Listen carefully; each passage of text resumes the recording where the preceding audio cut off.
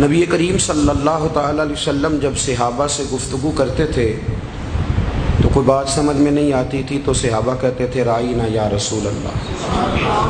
اس کا معنی یہ تھا کہ یا رسول اللہ ہماری رعایت کر دیں، سمجھ نہیں آئی، سمجھ نہیں سکے، دوبارہ ارشاد فرما دیں۔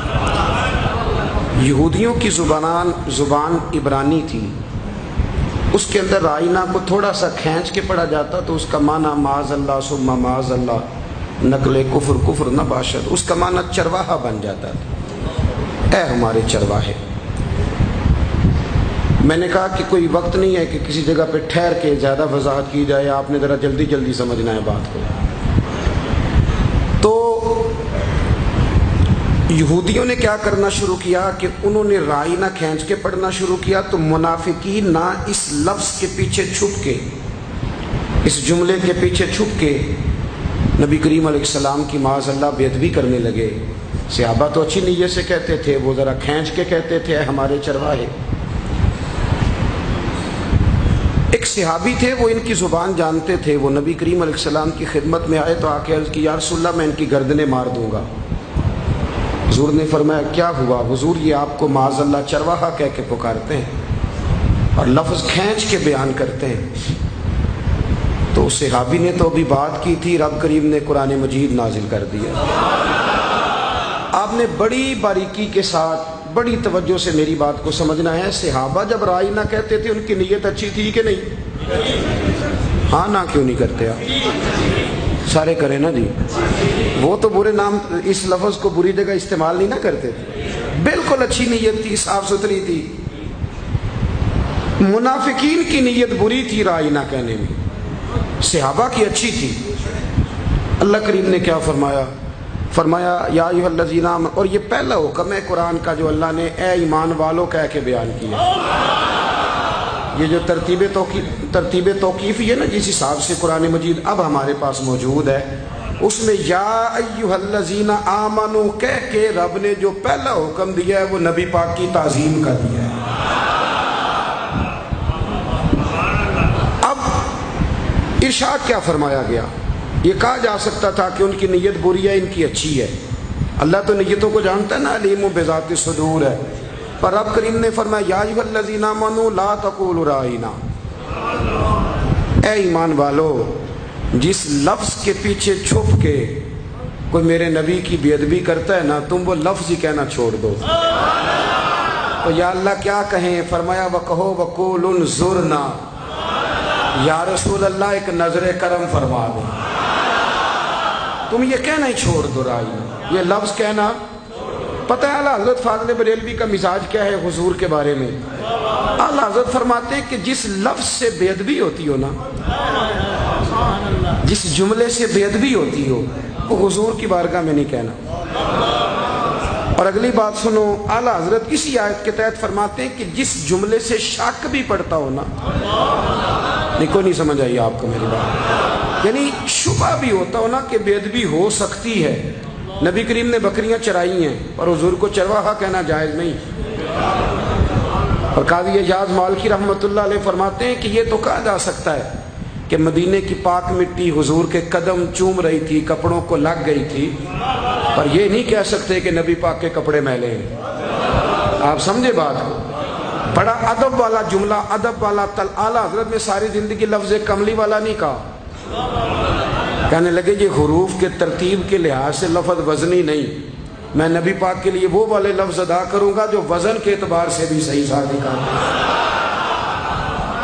آپ نے ایک جگہ بیٹھے تھے تو یہ میں کیوں بات کر رہا ہوں کہ آپ نے نا عنوان تاجدار ختم نبوت بھی رکھا ہے۔ جب ہم گنجائش دیتے ہیں نا غیروں کو، جب کسی نے کہہ دیا نا کہ نبی پاک صلی اللہ علیہ وسلم ہماری طرح بشر ہیں، 2 ہاتھ ہیں 2 پیر ہیں، تو پھر کافر کہنے لگے کہ جن کے 2 ہاتھ 2 پیر ہوتے ہیں ان کے تو معاذ اللہ کارٹون بن سکتے ہیں۔ آپ کے وزیر اعظم کا کارٹون بنتا ہے کہ نہیں؟ صدر کا، اپوزیشن لیڈر کا، عام انسان ہے تو کارٹون بنیں گے تو کیا حرج ہے؟ اعلیٰ حضرت نے فرمایا نہیں، تمہیں غلطی لگ گئی ہے، وہ عام انسان نہیں ہیں، وہ تو نبیوں میں رسول افضل، رسولوں میں اولی العزم رسول افضل، اور فرمایا پھر سب سے اولا ہو اعلیٰ ہمارا۔ اعلیٰ حضرت نے نا فرمایا وہ لفظ نہیں بولنا جس کے پیچھے چھپ کے کوئی. ایک صاحب اعلیٰ حضرت کے سامنے نا نعت پڑھ رہے تھے تو انہوں نے نعت کا شعر کہا کہ شان یوسف جو دبی وہ بھی اسی در پہ دبی. تو آپ فرمانے لگے تیرا کیا خیال ہے نبی پاک کسی کو دبانے آئے ہیں؟ تو کہنے لگا جی پھر آپ بتا دیں کیا شعر ہونا چاہیے. فرمایا شعر یہ پڑھو کہ شان یوسف جو بڑی وہ بھی اسی در سے بڑی. یہ تو آپ ناراض نہ ہوں تو یہ بہت سارے لوگ ہیں. میں نہیں کہتا آپ کبھی تفسیر پڑھ لیں. ایک تفسیر وہ ہے جو اہل محبت نے لکھی ہے, ایک سیرت وہ ہے جو اہل محبت نے لکھی, ایک سیرت وہ ہے جو ان لوگوں نے لکھی ہے جو کہتے ہیں دیوار کے پیچھے کا علم نہیں. آپ قوم کو کیا دے رہے ہیں پیغام؟ کیا پیغام دے رہے ہیں آپ قوم کو؟ آپ کون سی سیرت جو آدمی بالکل معاذ اللہ ہماری طرح کا ہے اس سے عشق کون کرے گا؟ اس پہ جان کون قربان کرے گا؟ اس کی غلامی کون کرے گا؟ غلامی تو اس کی جائے گی جس کے بارے میں عقیدہ ہو کہ بعد از خدا بزرگ توئی. قصہ مختصر. اس اعلیٰ حضرت شریف مکہ کے زمانے میں نا تشریف لے گئے حج کرنے کے لیے. تو شعراء کی بھی نا ایک الگ دنیا ہوتی ہے. جو شاعر بیٹھے ہیں وہ ناراض نہ ہو جائیں, میں خود کبھی کبھی شعر کہہ لیتا ہوں. ان کی بھی داستانیں الگ ہوتی ہیں. یہ بھی بیچارے کئی دفعہ مہینہ نا ڈھب سے غسل نہیں کرتے اور گرمیوں میں بھی چادریں لے کے پھرتے ہیں. ناراض ہو گئے ہو نا؟ میں نے کہا کہ ہلکا پھلکا مجھے بھی دورہ پڑتا ہے اس لیے ناراض نہ ہونا. تو ان کی ایک الگ دنیا ہے, شعر و شاعری کی, صنف کی, حروف کی, ایک الگ ان کا بھی ایک مزاج ہے. ہر لحاظ سے الگ لوگ ہوتے ہیں نا. تو وہاں نا شریف مکہ کے زمانے میں حضور کے روضہ اطہر کے پاس نا شعر کہنے کے لیے بریلی شریف میں بھی بڑا ذوق ہے. ایک تو عام شعراء ہے نا جن کی میں نے بات کی, جو نعت کہنے والے شاعر ہیں وہ تو اکثر علماء ہیں, ان کا یہ سٹیٹس نہیں. بریلی شریف میں نا 23 صفر کو یا 24 صفر کو صبح ایک مصرع دیا جاتا ہے. اس مصرے پر شعر کہنے ہوتے ہیں اور مصرع اکثر اعلیٰ حضرت کا ہوتا ہے. یعنی ایک مصرع ایک دفعہ میں موجود تھا تو ایک مصرع دیا گیا تھا کہ میں مجرم ہوں آقا مجھے ساتھ لے لو. تو اس پر پھر سب شعراء نے کلام کہے.